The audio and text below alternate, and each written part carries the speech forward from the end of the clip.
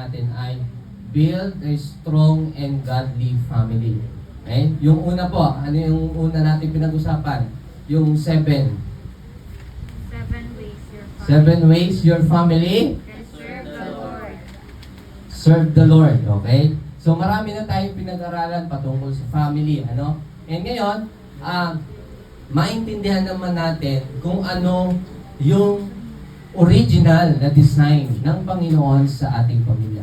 And ang ating topic ngayong umaga ay pinamagatan nating Understanding God's Design for the Family by Knowing My Responsibility. Okay? Pwede ba sabay-sabay nating basahin? Malakas?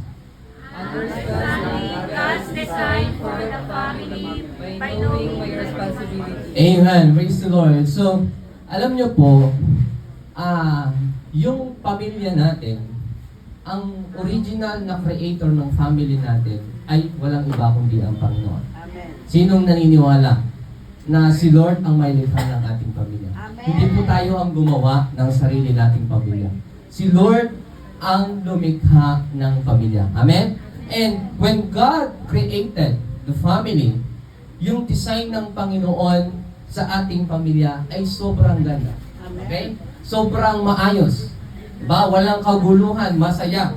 Kaya lang, ang problema, dahil sa kasalanan, dahil sa mga maling gawa na ating ginawa o na ginawa ng ating mga ninuno, nasira yung magandang disenyo ng Diyos sa family.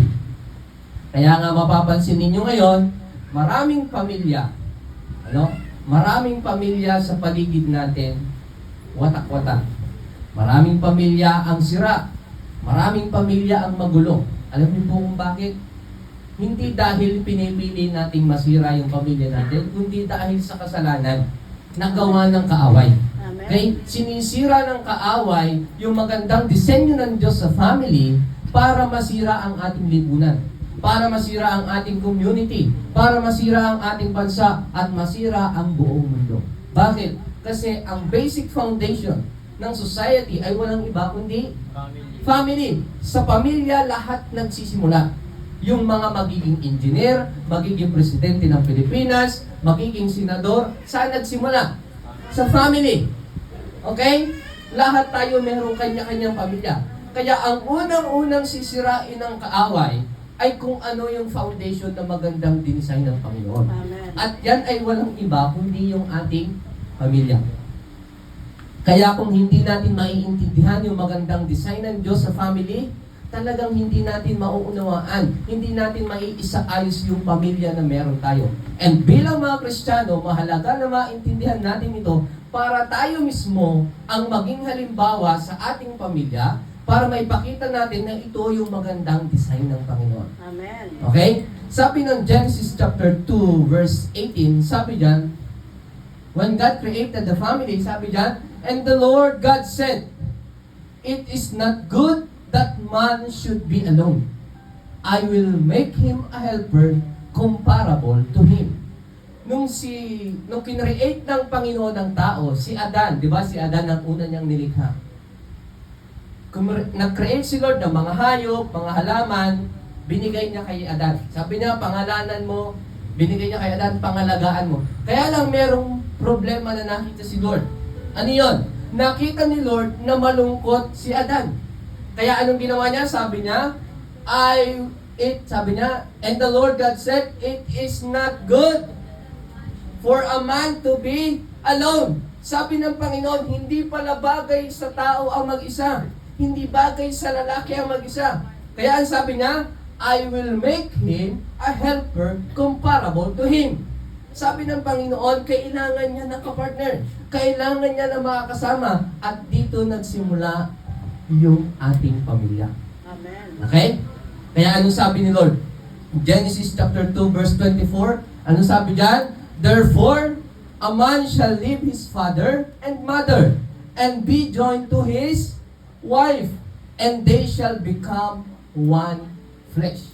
Sobrang ganda. Ito yung creation ng Panginoon sa ating pamilya. So sa simula pa lang pala, meron ng family. At yan ay nagsimula kay Eva at Adan.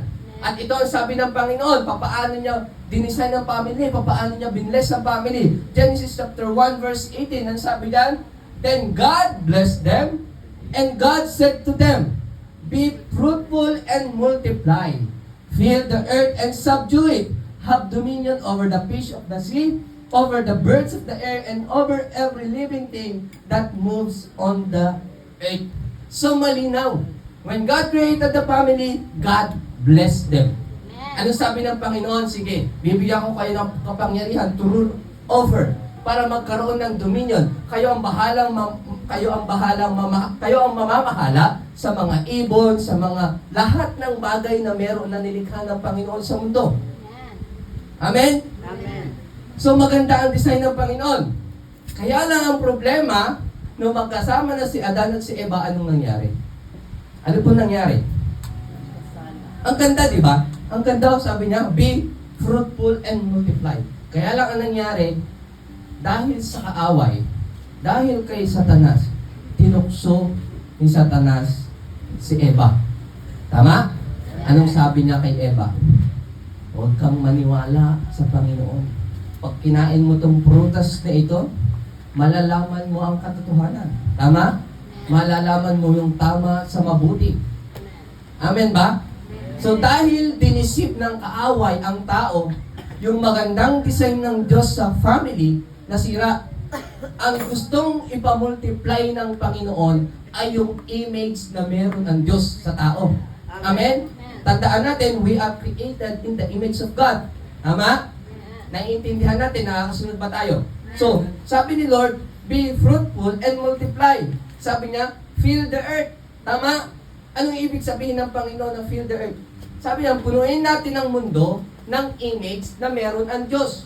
Kaya lang dahil sa kasalanan, anong image ang ating naikalat? Image ng makasalanan. Kaya nga, simula nung nagkasala ang tao, hanggang ngayon, dala-dala natin yung imahe ng pagiging makasalanan. At dahil sa kasalanan na yon, nasira yung pamilya na magandang pamilya na dinesign ng ating Panginoon. Amen? Ngayon, ang tanong, paano natin itong maibabalik? Paano natin maisasaayos? Tapos na ba ang lahat? Wala na bang pag-asa para maayos muli ang ating pamilya? Sino ditong naniniwala na may pag-asa pang maayos ang kanyang pamilya? Taas ang kamay.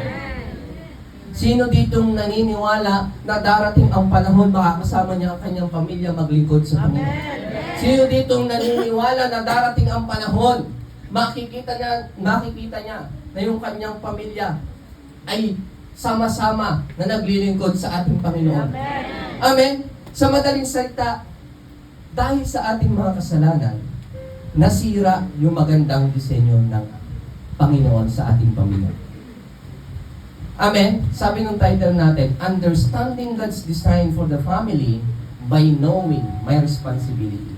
So, para maibalik natin yung magandang disenyo ng Diyos sa ating pamilya, kailangan nating malaman bawat isa yung responsibilidad na meron tayo sa ating pamilya. Amen. Dahil kung hindi mo alam kung ano yung responsibility mo bilang part ng family, talagang masisira yung family. Bakit? Kasi hindi mo alam anong gagawin mo sa pamilya mo. Hindi mo alam anong dapat mong trabahuin. Hindi mo alam kung anong dapat mong gagawing aksyon. Every time merong problema ang pamilya. Tama? Baka mamaya, pag may problema, ang solusyon natin, maghiwalay. Ang solusyon natin, umalis sa tahanan. Yun ba ang tamang solusyon? Hindi yun ang tamang solusyon. At sa palagay ninyo, yun ang design ng Diyos sa family? Ang gusto ng Diyos, buo tayong pamilya. Masayang naglilingkod sa Kanya. At kung hindi natin maiintindihan yung ating responsibilidad bilang part ng family, talagang hindi magiging maayos ang ating pamilya. Amen. Amen? Ano-ano ba? Sino-sino ba ang bumubuo sa ating pamilya? Ako. Tatay? Ano sunod? Nanay? At saka? Mga anak. Mga anak. Tatlo lang naman yan. So sa madaling salita, tayo yung may mga responsibility. Ano yung responsibility natin mga tatay? Ano yung responsibility natin mga nanay? At ano yung responsibility natin bilang mga anak? Amen? So, kailangan nating maintindihan yon. Bilang anak, ano ba yung responsibilidad ko? Bilang tatay, ano ba yung responsibility ko bilang tatay sa aking pamilya? Bilang asawa, ano ba yung responsibility ko? Diba? Amen. So, ano yung mga responsibility, yung responsibilidad na yan na ating dapat malaman? Okay? Let's open our Bible to Colossians chapter 3, verse 18 to 21. At dito sinabi ng Panginoon kung ano yung ating mga responsibility. Sabi dito, verse 18, wives, sino yan? Sino po yan? Nanay. Mga nanay. Mga nanay, sabi yan, wives, submit to your own husbands as is fitting in the Lord. Verse 19, husbands, sino to? Husbands, sabi dyan, love your wives and do not be bitter toward them. Verse 20, children, sino to? Children, sabi dyan, children, obey your parents in all things, for this is well-pleasing to the Lord. And last, verse 21, fathers, sabi dyan, do not provoke your children, lest they become discouraged. Amen? So, dito pa lang sa verse natin, meron na tayong idea ano yung responsibility natin. Okay? Amen. Number 1, wife's responsibility. Okay. Amen. So, makinig lahat ng nanay at lahat ng mga babae. Okay? Para po ito sa mga nanay at para sa mga babae. Amen? Okay ba? Ganun din yung mga lalaki, pakinggan ninyo kung ano yung responsibility ng mga babae. Para alam ninyo, okay? Wife's responsibility. Ano yung wife's responsibility na meron ang mga babae? Sabi dyan, wives, submit to your own husband as is fitting in the Lord. So, ang responsibility pa lang ng mga kababaihan, kahit yung mga young people, kahit wala pa kayong asawa, bakit? Kapag hindi ninyo ito alam, pagpunta ninyo, pag kayo nagpamilya, at hindi ninyo alam yung responsibility ninyo, masisira pa rin yung pamilya na meron kayo. Amen. Okay? Kaya kahit sa mga kabataang babae, makinig kayo. Ano sabi? Wives, submit to your own husband. Ano sabi diyan? Submit. Yes. Pangalawa, to your Own. own husband. Hindi ka nagsasubmit sa ibang asawa. Maraming pamilya ngayon, ang daming pinagsasubmitan. Madaming mga asawang babae, ang daming pinagsasubmitan. Malinaw ang salita ng Panginoon, hindi po ako may sabi niyan. Wives, submit to your own Husband. sa asawa mo lang. Ha? Baka mamaya, sabi ni pastor, submit daw, submit to husband. Wala yung own. Kung kani-kanino ka na lang nagsasubmit. Hindi ganon. Kani-kaninong asawa. Ha? Kapag marami kang pinagsasubmitan, masisira ang pamilya mo. Tama. Malinaw. Amen? So the wife must submit to his husband. To her husband. Because this is, sabi niyan, this is fitting in the Lord. Sabi dito, submission doesn't mean inferiority. Yung parang pagiging mataas. Ano? Sabi diyan, hindi ibig sabihin na yung babae kailangan mag-submit sa asawa ng lalaki. Ibig sabihin, mas mataas na yung lalaki. Baka po ma-misinterpret ninyo ha, mga kababaihan. Hindi ibig sabihin nagsasubmit kayo sa mga asawa ninyong lalaki, ibig sabihin mataas na yung asawa ninyong lalaki. Hindi ganon. Hindi yun ang design ng Panginoon. Okay? Kailangan kasi merong order sa ating family. Yes. Kahit tingnan ninyo sa military, di ba? May mga position sila. Tama? Pero pare-pares naman sila sundalo. Bakit kailangan merong authority? Merong kailangan nagsasubmit para magkaroon ng order. Kasi our God is God of order. Amen. Kung tayo ay labo-labo, talagang magulo ang pamilya natin. Tama. Amen? Amen ba? Malinaw ito. Kung tingnan tayo ng Panginoon, pare-parehas tayo sa harapan ng ating Panginoon. Amen? Submission ay hindi ibig sabihin mas mataas yung pinagsasabitan mo. Amen? Amen? Sabi ng Galatians chapter 3 verse 28, anong sabi dyan? There is neither Jew nor Greek. There is neither slave nor free. There is neither male or female. And sabi dyan, For you are all one in Christ Jesus. Pare-parehas tayo sa paningin ng Panginoon. Kaya mga babae, wag ninyong misinterpret na, ay, kailangan magsabit, dapat mas mataas yung asawa ng lalaki. Hindi ganun. Amen? Mamaya malalaman ninyo bakit kailangan tayo nagsasubmit sa mga asawa. Sa mga asawang lalaki. Amen? Alam niyo po, ang pinakatamang pagpapakita ng pagmamahal sa mga lalaki ay true submission. Amen. Sa Bible, hindi inutusang magmahal ang babae. Anong inutos sa kanya? Kundi mag-submit. Bakit? Kasi yun yung pinakamagandang way para maipakita mo yung pagmamahal mo sa asawa mo. Amen? Amen ba? Kasi, kadalasan, yung sa mga lalaki, mas nararamdaman nilang mahal sila kung nagsasubmit ang kanyang asawa. Paanong submission sinasabi ko? Kailangan meron tayong respeto. Kumbaga nire-respeto natin yung pagiging head ng family. Yung Amen. pagiging head na ng pamilya. Okay?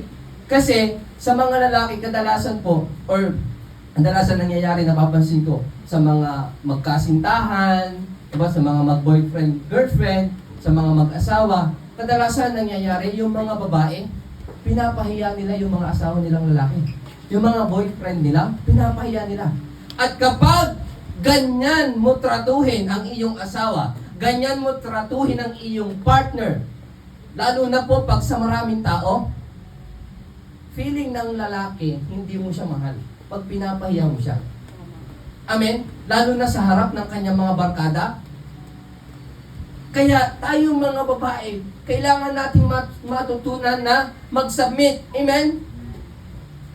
Minsan kasi, aminin natin sa hindi, merong ugali ang babae na mahirap. Silingin. Kayo ang may sabi niyan, hindi ako. Alam nyo kung anong ibig ko sabihin. Tama mga babae? Di ba? Minsan ang hirap nyo talagang intindihin. Tama, di ba? Oh. Huwag kayong tumingin ng ganyan sa akin na parang hindi ninyo naiintindihan yung sinasabi ko. Tama? Di ba?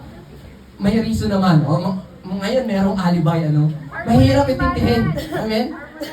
Oh, totoo yun. Bakit? Kasi minsan nga sa isang buwan, hindi nyo maintindihan yung sarili nyo, di ba? Kahit kayo mismo, di ba? Ganon, di ba? So, yun ang design ng Panginoon. Pero, kailangan mong malaman na ang trabaho mo is to submit sa iyong partner, sa iyong asawa.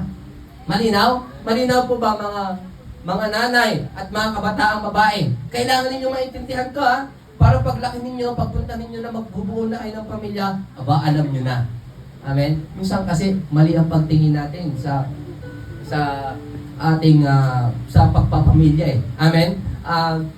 Minsan sa sobrang parang yung mga babae, sila talaga yung parang nagagalit eh. Tama? Kaya minsan ang tingin ng asawa nila sa kanila, bruha na sila. Diba? Eto, asawa ko bruha. Minsan, demonyata na yung tingin. Diba? Parang ganun. Diba? Naalala ko tuloy yung kwento na naman. Hindi ko alam kung narinig niyo yung kwento to. Yung sa simbahan. Merong sa simbahan, may gathering. Ano po? May gathering. Biglang lumabas yung yung demonyo sa simbahan. Nagbawala. Ganyan. Alam mo, takot lahat ng mga tao. Nagtakbuhan ng mga tao. Meron lang isang hindi tumakbo, yung lalaki. Alam mo sabi niya? Sabi nung Satanas, "Hoy, bakit hindi ka tumakbo? Kilala mo ba ako?" Sabi nung lalaki, "Oo, kilala kita." "Ako si Satanas," sabi niya. Sabi niya, "Oh, ikaw si Satanas." Sabi niya nila. Sabi niya, "Bakit hindi ka tumakbo?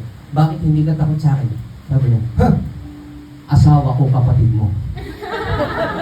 Tingnan mo? Mali ang pagtingin sa pamilya. Di ba? Asawa daw yung kapatid daw.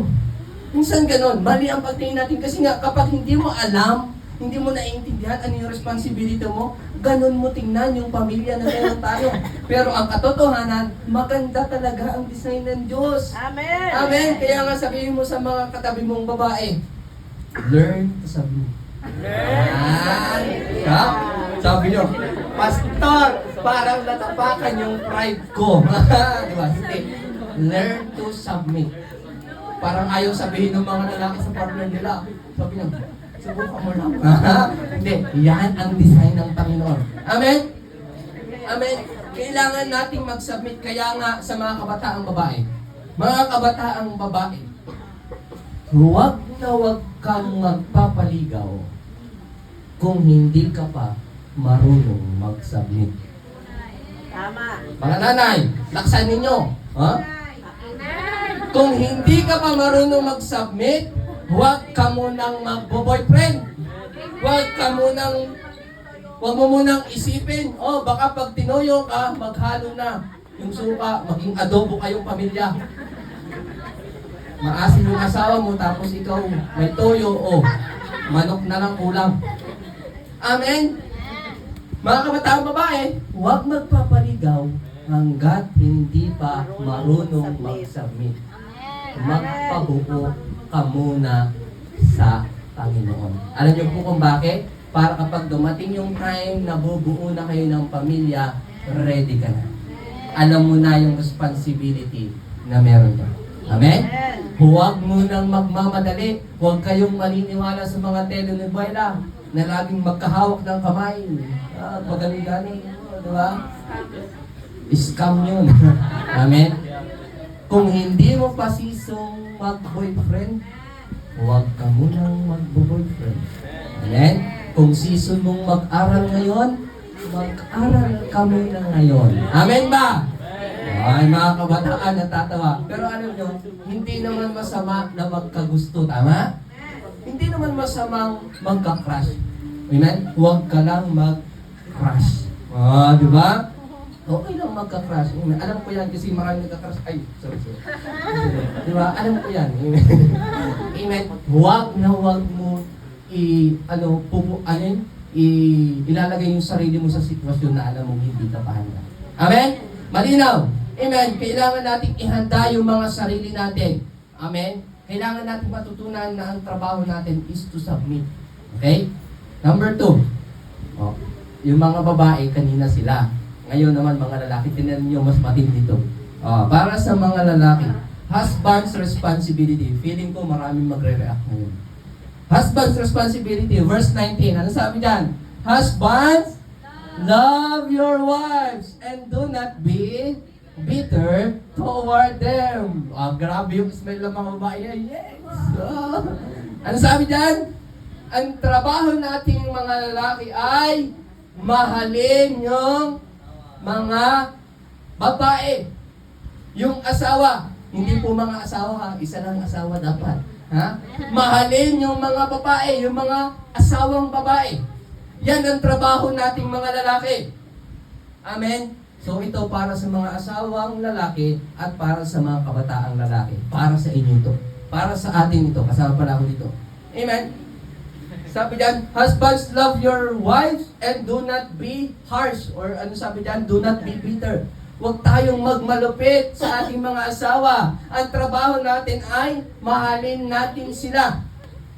Amen? At ang sabi pa dyan, yung pagmamahal na dapat ibibigay natin sa ating mga asawa ay katulad ng pagmamahal ni Kristo sa simbahan. Paano daw yun? Ibinigay niya ang kanyang buhay para dito. Ibig sabihin, yung